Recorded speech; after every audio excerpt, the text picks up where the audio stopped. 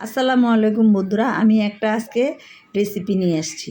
শীত চলে আসছে, এখনও মটরশুঁটি কেনা হয়নি, তাই আমি বাজারে চলে গেলাম। যাইয়া অল্প কিছু মটরশুঁটি নিয়ে আসছি। মটরশুঁটি এখন আমি প্রত্যেক দিন কিনবো, প্রত্যেক দিন খাবো। টাটকা টাটকা আমার ভালো লাগে, ফ্রিজে রাখা আমার মটরশুঁটি খাইতে ভালো লাগে না। এই মটরশুঁটিটা দিয়ে আমি আজকে কি করব আপনাদের সাথে শেয়ার করতেছি। সাথে আছে ধনিয়া পাতা, টমেটো, কাঁচামরিচ, পেঁয়াজ পেঁয়াজ কুচি, কাঁচামরিচ, এটা হলো পেঁয়াজ গাছের পাতা, এটা আমি ছাদ বাগানে লাগানো হয়েছে। আর এই বটবুটি যায় দেখি কি সিম ঠান্ডায় ঝরা ঝরা পড়তেছে, দেখেন ছাদ বাগানের সিম, তাই 3টা উঠায় নিয়ে আসলাম মাটির থেকে।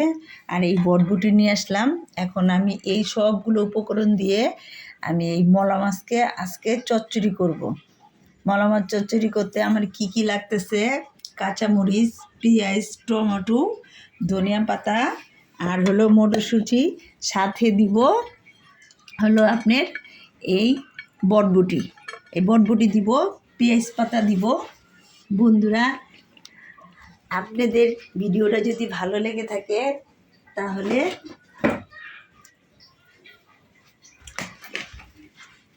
লাইক, শেয়ার, কমেন্ট করে পাশে থাকবেন। আমি নতুন, আপনাদের পাশেও থাকবো। তার সাথে আরেকটা আজব জিনিস দিব। এগুলো আমি রাজশাহী থেকে নিয়ে এসেছিলাম গুঁড়া মাছ দিয়ে খাওয়ার জন্য। রাজশাহীতে খাইছিলাম ভাই, বিশ্বাস করবেন না আপনারা, এত মজা হয়েছে। এখন আমি আসার সময় নিয়ে এসেছিলাম, এই সময় পাইনি খাওয়ার জন্য, তাই আজকে সাথে এই কয়েকটা আলু দিব, ছোট ছোট লাল আলু রাজশাহীর। বন্ধুরা, ভিডিওটা ভালো লেগে থাকলে লাইক, শেয়ার, কমেন্ট করে পাশে থাকবেন। আল্লাহ হাফেজ।